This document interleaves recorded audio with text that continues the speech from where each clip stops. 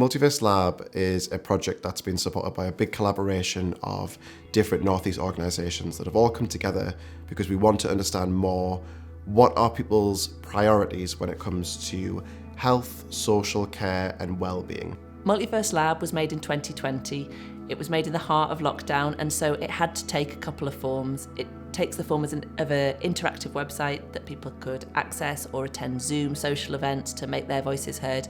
And it also took the form of a pop-up touring installation that visited community centres, festivals, market squares all across the Northeast and Cumbria. People started off by saying they didn't think they had anything to say. And I think one of the really powerful things about Multiverse Lab and the brilliant team of hosts that we had is it started conversations, and people would start saying, well, of course, this health issue that's affected my nana or my best friend.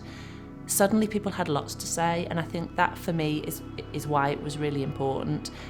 So it's also really important because not all research is going to get funded. So a project like this that aims to understand what's important to real people can help us make sure that the research that is going to impact change, that is going to influence the future, that is going to benefit people, is the research that's also getting the funding, energy and support that it needs.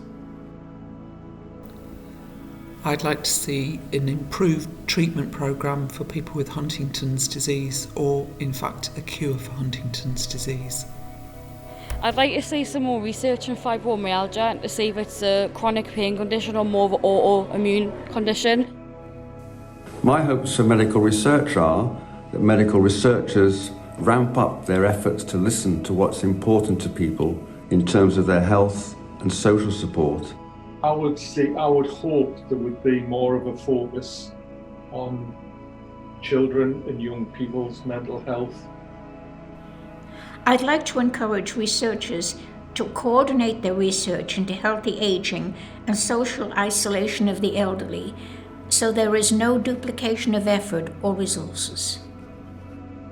Some of the most talked about issues were around cancer, mental health, dementia, around equality, but there's also recordings where people talked about very, very specific issues, something that might be quite a rare condition but affected them and their family, but that is held and will be available for 5 years for people to continue to access and use to inform their research.